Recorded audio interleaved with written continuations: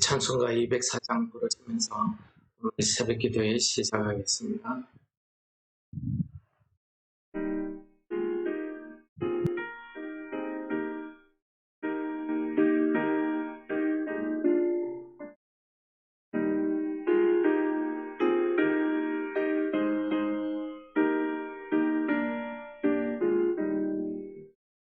주의 말씀 듣고서 주님 아는 자는 반석 위에 펴놓고 집을 지은 같아. 비가 오고 물나며 바람 부딪혀도 반석 위에 세운 집 무너지지 않네. 잘 짓고 잘 짓세 우리 집 잘 짓세. 만세 반석 위에다 우리 집 잘 짓세. 주의 말씀 듣고도 벤치 않는 자는 모래 위에 떠났고 집을 지은 같아. 비가 오고 물나며 바람 부딪힐 때 모래 위에 세운 집 크게 무너지네. 잘 짓고 잘 짓세 우리 집 잘 짓세. 만세 반석 위에다 우리 집 잘 짓세. 세상 모든 사람들 집을 짓는 자니 반석 위가 아니면 모래 위에 짓네. 우리 구주 오셔서 지은 상을 줄때 세운 법만 따라서 영영상을 주리. 잘 짓고 잘 짓세 우리 집 잘 짓세. 만세 반석 위에다 우리 집 잘 짓세.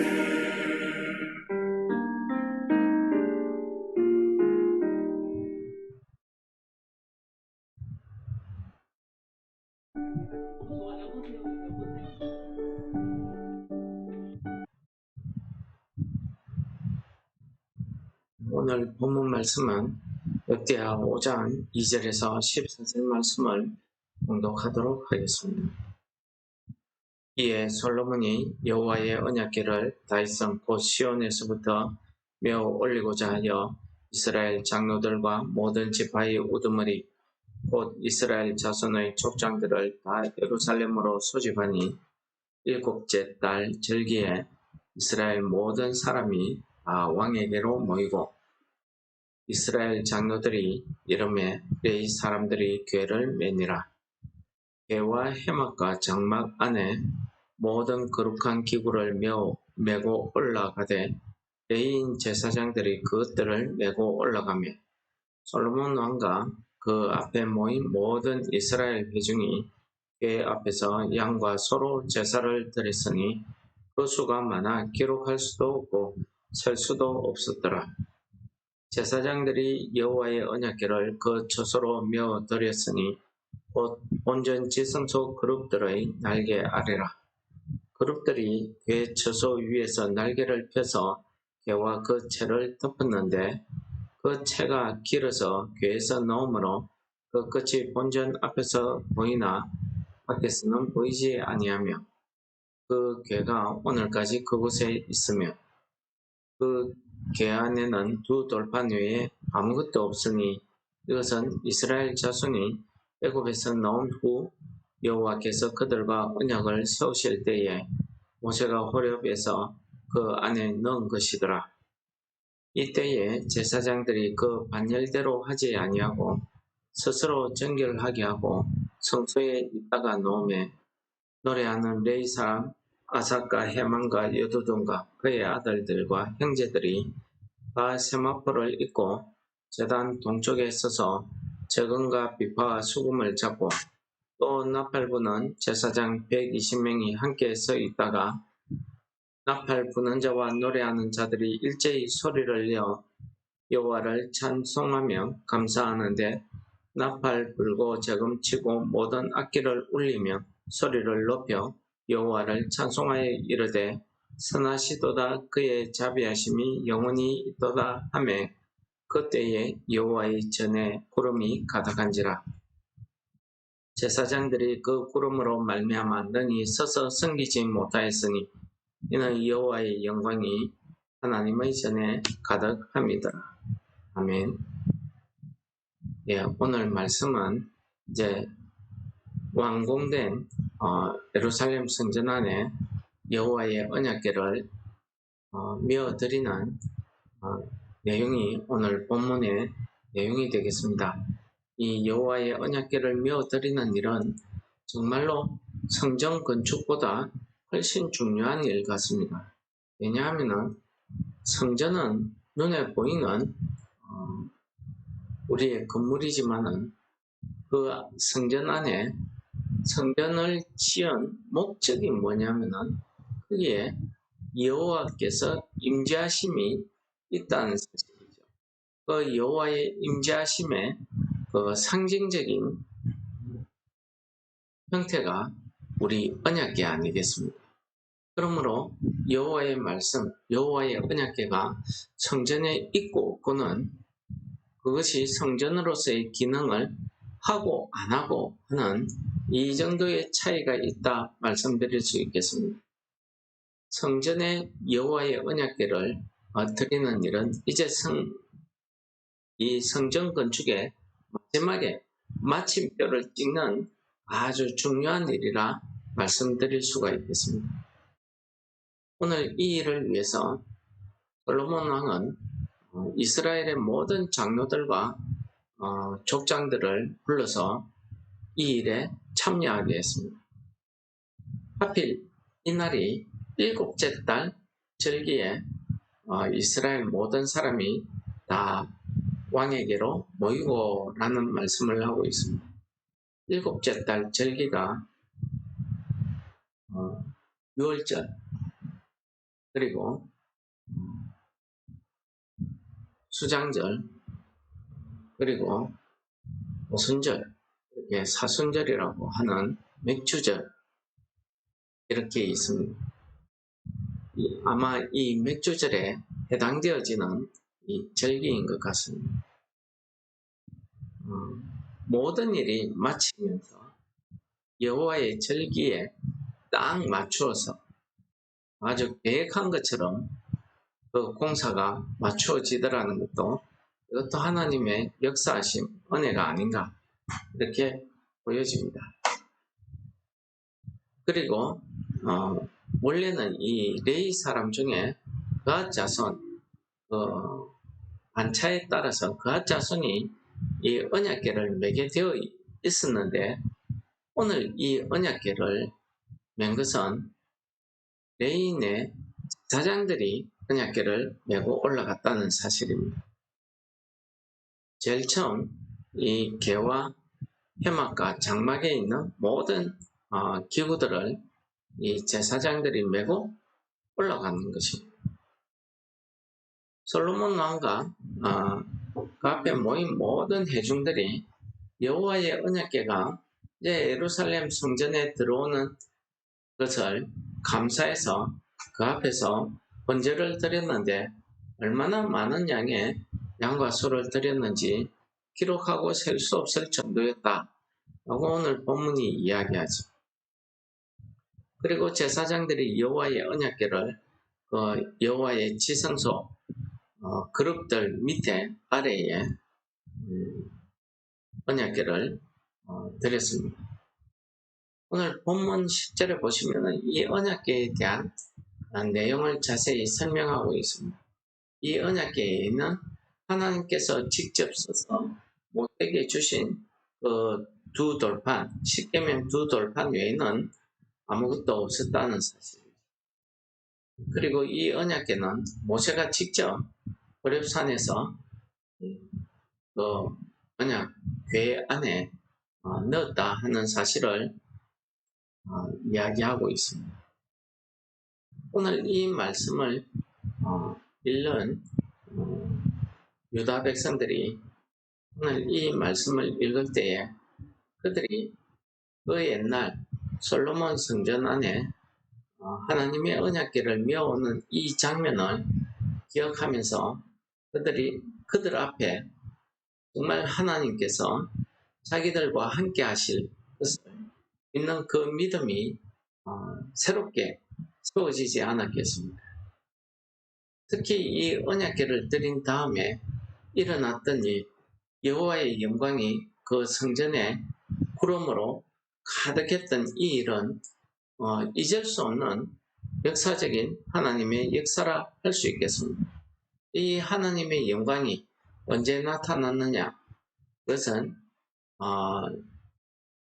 아삭과 해만과 여두둔 그의 아들 형제들이 다 세마포를 입고 재금이나 비파, 수금 같은 이런 악기를 들고 또 나팔 부는 제사장들과 함께 그 지성소 안에 들어갔던 성소 안에 들어갔던 이 제사장들이 자기 몸을 정결히 하고 나오는 그때에 하나님 앞에 찬송의 영광을 돌린 그 순간에 여호와의 전에 구름이 가득했다고 합니다. 여호와께서는 선하시고 그의 자비하심이 영원히 있다 하는 이 찬송으로 그들이 찬송했을 때에 여호와의 영광이 그 성전에 가득했다는 것은 여호와께서 그 성전에 임재하셨다는 것을 말씀하는 거 아니겠습니까? 오늘 본문 말씀이 중요한 것은 이 완공된 이 성전 안에 꼭 있어야 되는 여호와의 언약궤가 거기에 들어갔을 때 그곳에는 하나님의 영광이 가득 임하더라 하는 사실을 우리에게 보여주고 있습니다. 우리가 오늘 이 말씀을 읽으면서 여호와의 언약궤, 여호와의 말씀이 들어있는 그 언약궤가 여호와의 성전에 들어가고 그 앞에서 여호와의 영광을 찬양하고 있을 때 하나님의 영광이 임했다는 사실입니다. 이 언약궤가 들어오는 이 전 과정을 이렇게 자세히 설명하는데 이 전 과정을 보면은 결코 쉬운 일이 아니었다는 사실을 우리가 깨달아 알 수 있겠습니다.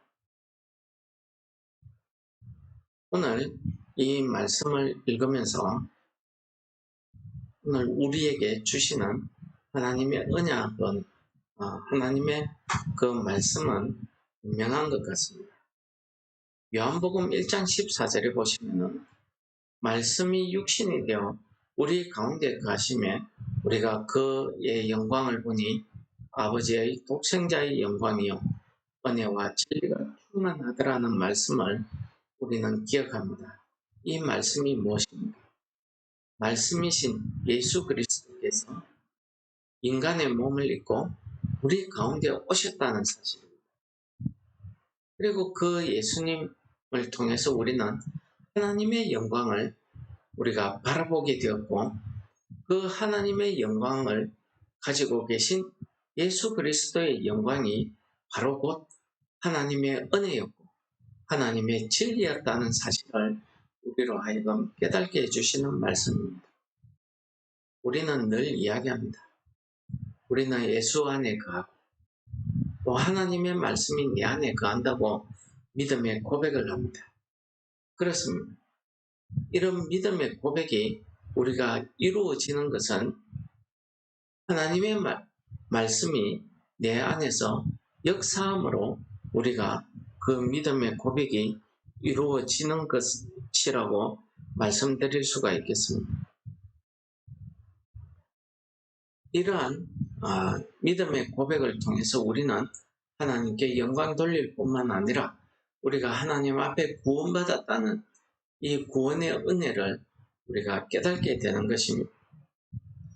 그런데 사람들은 마치 자기가 직접 언약궤를 메고 갔고 자기가 이런 일을 했고 성전을 세우고 하는 이런 자기의 의를 내세우고 주장하기 때문에 하나님의 구원에서 멀어지게 되고 하나님의 구원의 은혜를 깨닫지 못하게 되더라 하는 사실을 우리는 로마서를 통해서 알 수 있습니다.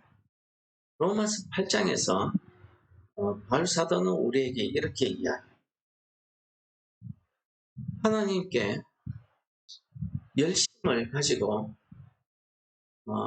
하나님의 영광을 위해서 자기의 의를 닦고는 있지만 그것이 하나님의 의를 모르고 자기의 의를 세워서 하나님의 의에 복종하지 않기 때문에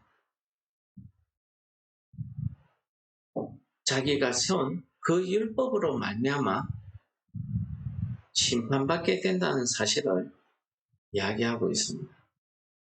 여러분, 오늘 하나님의 영광이 그 성전에 가득히 나타났다는 것은 제사장들이 언약궤를 가지고 왔기 때문에 하나님의 영광이 드러난 것이 아니라 언약궤가 거기에 있기 때문에 하나님의 영광이 드러난 것이 아니라 하나님의 그 영광이 찬송하는 그 순간에 하나님께서 스스로 이곳에 임재하셔서 그 임재하심의 표현을 부름으로 나타났던 것입니다. 우리의 믿음, 우리의 구원도 마찬가지입니다. 우리 요한복음 1장 14절이 우리에게 말씀하시는 것은 우리의 의로 인해서, 우리의 노력으로 인해서 하나님의 그 구원이, 하나님의 그 의가 나타나는 것이 아니라 말씀이 육신이 되어서 우리 성도들 가운데 내 심령 안에 있을 때에 우리는 하나님의 영광을 보게 되는데 그 하나님의 영광이 우리에게 은혜와 진리로 나타나더라는 사실을 이야기하고 있는 것입니다. 그러므로 이러한 믿음의 의는 우리의 노력으로 말씀에 따라서 내가 열심으로 믿음의 행위를 한다고 해서 생기는 것이 아니라 하나님께서 은혜로 주어지는 이 믿음으로 말미암아 우리에게 주어진다는 사실입니다. 그래서 로마서 10장 8절에서는 우리에게 이렇게 이야기합니다. 그러므로 무엇을 말하느냐?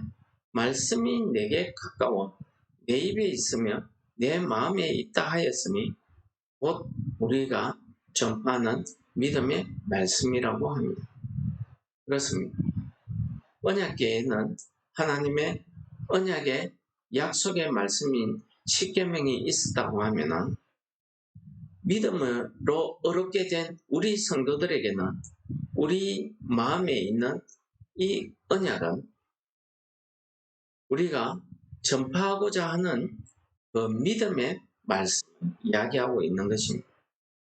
이 믿음의 말씀이 무엇입니까? 내가 만일 내 입으로 주 예수를 주로 시인하면 하나님께서 그를 죽은 자 가운데서 살리신 것을 내 마음에 믿으면 구원을 얻는다고 말씀하고 있습니다. 바로 이것이 믿음의 말씀이고 이 믿음의 말씀이 오늘 내 입에 내 마음에 있다고 말씀하고 있습니다. 성경은 우리로 하여금 우리의 몸은 성령이 거하시는 거룩한 전이라고 했습니다. 우리 속에 이 믿음의 말씀, 이 구원의 말씀이 우리 안에 있으면 우리로 하여금 하나님의 영광을 드러내는 그 찬송을 하게 되고 우리를 통해서 하나님의 영광이 나타나게 된다는 사실을 오늘 말씀이 우리에게 가르쳐 주시는 것입니다. 이 하나님의 말씀은 우리로 하여금 하나님의 선하심, 하나님의 자비하심을 우리에게 나타내게 하시고 우리를 통해서 그 하나님의 선하심과 자비하심을 통한 하나님의 영광을 다른 사람들에게 드러내게 하신다는 사실을 우리에게 말씀하고 있는 것입니다. 그러므로 오늘 하루 우리의 삶이 이러한 하나님의 선하시고 자비하심을 우리 입술로, 우리 마음으로 찬양함으로 우리의 삶을 통해서 하나님의 영광이 드러나는 그런 하루 되시기를 축원합니다. 우리 다 같이 기도하시겠습니다.